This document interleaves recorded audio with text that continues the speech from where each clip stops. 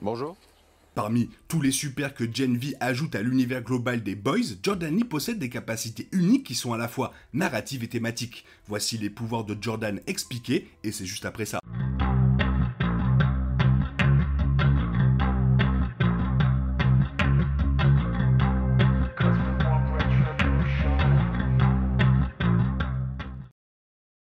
Classé parmi les 5 meilleurs supers de l'université centrale Godolking, Jordan Lee, comme d'autres jeunes supers de l'académie, est déterminé à se frayer un chemin vers le sommet. Bien que Jordan semble au départ hostile et froid, surtout envers Marie, il se réchauffe après avoir appris son passé tragique. En ce qui concerne leurs capacités, la série dérivée d'Amazon donne des détails intrigants sur ce qu'ils sont capables de faire au combat et dessine même plusieurs allégories du monde réel sur les problèmes auxquels ils sont confrontés en raison de leurs pouvoirs distincts. Cependant, comme il existe encore un air de mystère autour de leur pouvoir complexe du composé V et de leur fonctionnement interne dans Gen V, il est difficile de ne pas se demander comment Jordan a gagné sa place parmi les supers les plus prometteurs de l'université. Par conséquent, voici une explication détaillée des pouvoirs de Jordan dans la série et comment ils servent de métaphore à quelque chose de beaucoup plus profond.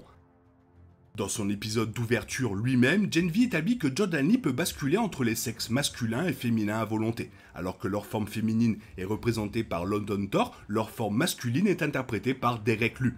Lorsque Jordan assiste à la collecte de fonds dans l'épisode 3, leur père continue de ne pas comprendre et prétend même qu'il essaie de trouver un moyen d'en faire un garçon pour toujours. Le père de Jordan dit également que Jordan a le choix de s'en tenir à un sexe parce qu'ils sont nés en tant que garçons, ce qui implique que la capacité de Jordan à faire la transition entre deux sexes provenait de l'utilisation du composé V. Cependant, Jordan réfute les déclarations de leur père et affirme qu'ils ont toujours été les mêmes. La série présente pour la première fois la capacité bigenre de Jordan Lee dans l'épisode 1 lorsque Marie tente de décrocher une place dans l'école de lutte contre le crime du professeur Brink, mais se voit refuser l'entrée par Jordan et Brink. Plus tard, ils ont démontré leur capacité lorsqu'ils visitent un club avec Luke, Kate, André et Marie. Vers la fin de l'épisode 1, il devient également évident que les formes masculines et féminines de Jordan diffèrent non seulement de manière significative en apparence, mais leur permettent également d'avoir des pouvoirs supérieurs différents.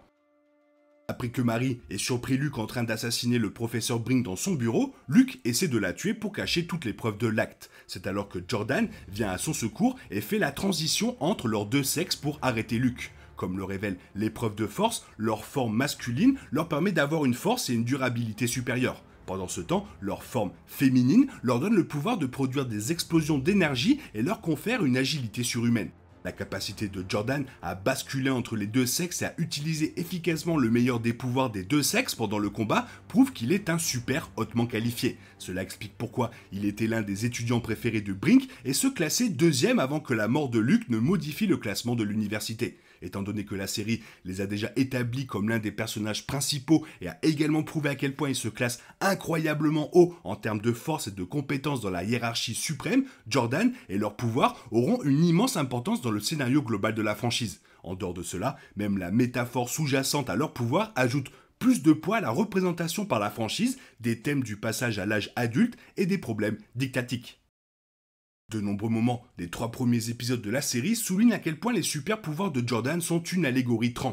Par exemple, bien qu'il soit assez fort pour affronter le héros le mieux classé de Godolking, Jordan Lee n'est pas classé numéro 1 après la mort de Luke parce que Vought ne considère pas leur identité bigenre comme bankable. Dans l'épisode 2, Ashley Barrett, PDG directrice des relations avec les talents de Vought, laisse clairement entendre que beaucoup de gens ne veulent peut-être pas voir un super asiatique bigenre dans une position de premier plan, établissant un parallèle avec la discrimination à laquelle sont confrontées les personnes transgenres.